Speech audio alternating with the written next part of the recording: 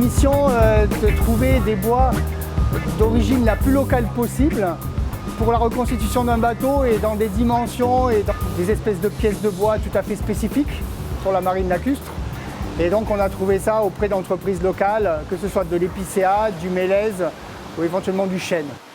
Elles ont vraiment joué le jeu, les scieries locales, puisque c'était toujours des demandes particulières avec des délais assez courts.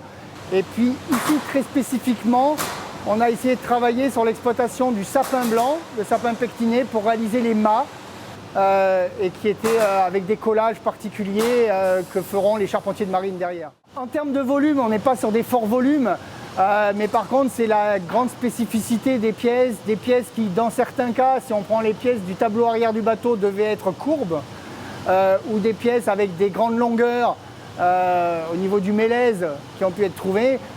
Donc c'était ça un peu tout l'enjeu, c'est que les partenaires jouent vraiment le jeu dans des débouchés qui évidemment sont des épiphénomènes en termes de volume. La filière bois, c'est un gros enjeu avec derrière effectivement une ressource mais qui n'est pas forcément très facile à mobiliser parce qu'on est dans des forêts de montagne.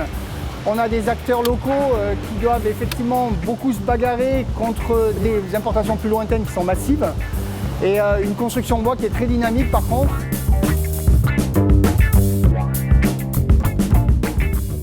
Quand Renaud Verret, le secrétaire, m'a demandé cette mission-là, c'était absolument nouveau, forcément, par nature.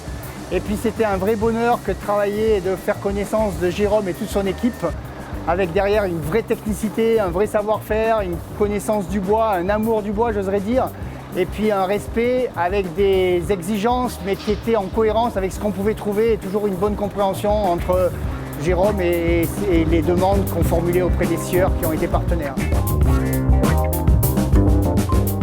Alors on a 6 essences de bois différentes en fonction des destinations et puis on a enfin des panneaux spécifiques, des panneaux contreplaqués marines. Donc ça fait un enjeu assez intéressant pour ventiler ces différents bois, que ce soit le robinier, le chêne, l'épicéa, le sapin, le mélèze. C'est assez magnifique et puis certaines entités qui nous ont un peu glorifié de la chose nous ont dit qu'on était un petit peu l'Hermione du lac d'Annecy ou la Calypso du lac d'Annecy. Donc ça a marqué les esprits et c'est vraiment un très beau travail d'équipe. Alors c'est vrai qu'on a eu un engouement assez intéressant et peut-être paradoxalement aussi au-delà des frontières de la Haute-Savoie puisque les gens du Jura ont aussi coopéré, du Haut-Doubs et ça a eu un retentissement un peu, on va dire, peu à peu national et on espère que ça le soit au moment où le bateau sera mis à l'eau. Alors dans quelques mois, le bateau est mis à l'eau. En bois, qu'est-ce qui te reste à faire? Eh bien, on a un truc bien particulier, c'est ce qui s'appelle les antennes avec des bois qui doivent faire 18 mètres de long.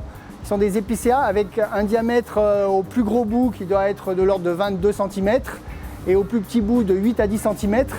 Sur 18 mètres de long, c'est déjà très compliqué de trouver ça parce que la conicité naturelle n'est pas tout à fait favorable.